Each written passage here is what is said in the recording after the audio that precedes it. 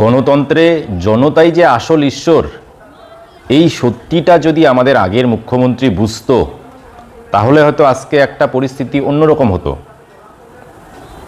কিন্তু আমাদের প্রধানমন্ত্রীকে দেখুন, ক্ষমতার শীর্ষে রয়েছেন, সেই সর্বোচ্চ ক্ষমতায় থাকার পরেও একটা মানুষ নতজানু হয়ে কিন্তু জনতা জনার্দনকে এইভাবে ভরা মঞ্চে নতজানু হয়ে প্রণাম করলেন।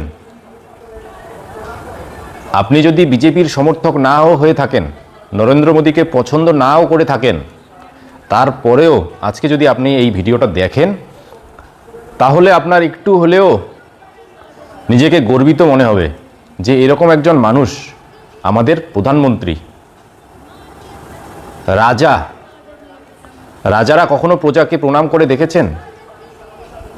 দেখুন। আর এনার সঙ্গে আমাদের প্রাক্তন মুখ্যমন্ত্রীর কম্পেয়ার করুন।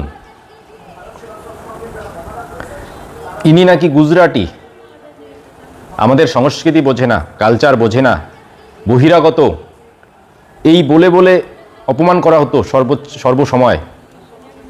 আর আজকে উনি বাঙালিদেরকে বোঝালেন কিভাবে নমনীয়, কিভাবে ক্ষমতার শীর্ষে থাকার পরেও জনগণকে ঈশ্বর ভাবতে হয়, জনগণের কাছে নত মস্তকে কিভাবে কৃতজ্ঞতা প্রকাশ করতে হয়, উনি কিন্তু আজকে শেখালেন। আজকে যদি এর জায়গায় আমাদের প্রাক্তন মুখ্যমন্ত্রী থাকতেন, আজকের এই শপথ বাক্য অনুষ্ঠান ওনার হতো, তাহলে কি আপনারা এই কালচারটা দেখতে পেতেন? আপনাদের মন্তব্য অবশ্যই কমেন্ট বক্সে জানাবেন। আর আমার চ্যানেলে নতুন হলে অবশ্যই চ্যানেলটিকে সাবস্ক্রাইব করবেন। ধন্যবাদ।